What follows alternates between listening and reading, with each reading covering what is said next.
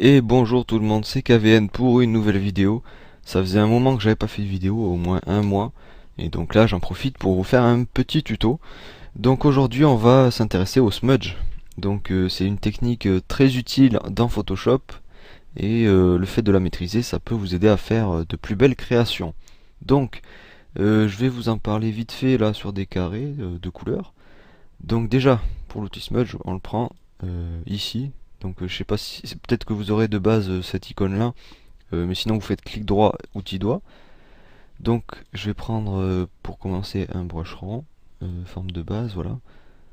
On va prendre ça par exemple. Oui, pourquoi il veut pas que je le fasse? Ah oui, voilà. Donc un brush rond, donc la dureté peu importe, c'est vous qui vous le choisissez. Et ici on peut régler l'intensité de notre smudge. Donc c'est tout est dans le mot, hein, intensité. Donc, à quoi ça ressemble si on fait du smudge? Je fais bien gaffe, voilà. Donc à la souris, moi, ça va donner ça, hein, c'est bof bof. Si je le fais à la tablette, ça fait pareil. Et donc en fait, il faut surtout pour le smudge régler ici dans forme tous les petits réglages utiles. Donc oui, régler les réglages utiles, oui, un peu bizarre. Donc je coche dynamique de forme. Moi j'ai déjà tout qui est réglé par rapport à ma tablette en fait. Et transfert. Vous pouvez aussi cocher diffusion. Ça après c'est vous qui voyez, hein, selon le smudge comment vous voulez le faire ou pas. Là on a le nombre et tout ça. Enfin je pense que vous connaissez déjà cet outil là. Enfin ce réglage là. Donc moi je reste comme ça. Et donc à la souris ça fait toujours pareil. Mais vu que moi c'est des réglages tablette, ça fait comme ceci. Donc moi, si plus ou moins j'appuie sur la tablette, ça fera une forme plus ou moins longue. Donc là, je suis sur des formes comme ça. L'intensité dont je vous ai touché un mot là tout à l'heure, si je la réduis, vous voyez que hop, c'est beaucoup moins intense. J'ai beau appuyer plus fort ou sur ma tablette, ou l'inclinaison, varier l'inclinaison et tout ça, ça fera beaucoup moins fort. Enfin, un effet beaucoup moins prononcé. Donc je remets à 100%. Si on prend un brush par contre à bord diffus là, 45 voilà, je recoche dynamique de forme et transfert, ça fait pas tout à fait le même effet, vous voyez, hop, ça fait quelque chose d'un peu plus joli je pense, enfin ouais un peu plus joli, ça rend différent quoi. Donc voilà, donc ça, le smudge, hein, si vous l'avez bien compris, ça étire la matière, donc dans un sens et dans l'autre, hein, c'est-à-dire que je peux rentrer comme ça dans le carré pour faire différentes formes et ressortir de l'autre côté. On peut ensuite smudger par-dessus un autre smudge qu'on a déjà fait, donc ça permet de mélanger des couleurs par exemple. Si vous faites comme ça, hop, ça fait une sorte de spirale là. Les couleurs se mélangent quoi. Donc le blanc et le gris là se mélangent. Sinon, qu'est-ce que je peux vous dire? Oui, donc là j'ai utilisé que des brushes ronds.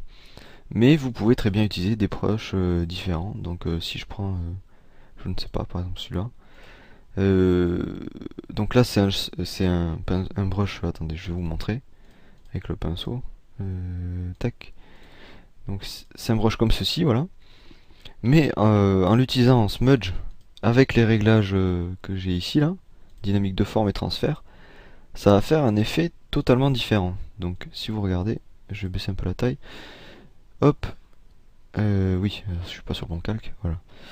Vous voyez, c'est pas le même étirement. Donc là, ça fait comme ça, comme ceci. Et donc, en variant les brushes, vous pouvez varier votre smudge et du coup faire différentes textures sur vos couleurs, sur tout ça, quoi, sur les fonds de vos images. Et donc, au final, par exemple, je vous montre un exemple de ce que j'ai fait. Ici, en fait, je l'ai surtout utilisé pour faire mon fond. Donc là, vous voyez, il y a superposition de textures, je pense, que je peux dire ça comme ça. Donc voilà, ça me permet de créer mon fond, ou du moins de le modeler exactement comme je veux, pour faire un rendu exactement comme je l'imagine. Voilà quoi, pour bien rendre. Donc si on fait ça sur une image concrète, plutôt que des carrés de couleurs, hein, ça va rendre de ce style, hein, je vais vous montrer. Voilà, comme ça. Et donc certains, ce qu'on voit, c'est qu'ils se servent de la superposition de calques Par exemple, si j'avais découpé ce personnage, celui qui a derrière, je lui fais un smudge comme ça, là, sur les bords. Et en fait, le personnage qui sera par-dessus, ça fera comme une sorte d'incrustation. Donc comme ça permet d'incruster vos personnages dans le fond. Donc ça permet de faire une signature bien homogène, quoi. Donc voilà. Je ne sais pas après ce que je peux vous dire de plus sur cet outil. Ici il y a plusieurs réglages, mais bon, moi en général j'y touche pas. Le mode non plus, hein, c'est un peu... je vois pas trop à quoi ça sert vu qu'on peut les régler ici après si on fait ça sur différents calques. Donc voilà, je pense que c'est tout pour cet outil. Si vous avez des questions ou des commentaires ou quoi, vous les faites en dessous de la vidéo, hein. J'essaierai d'y répondre ou je sais pas moi, de vous répondre à vos commentaires. Si c'est bien écrit, bien sûr, toujours. Je réponds pas au langage SMS ou aux trucs que je comprends pas, hein, bien sûr, ça paraît normal.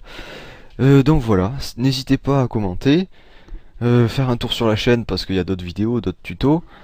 Et j'espère vous revoir dans une prochaine vidéo. Allez, à bientôt tout le monde.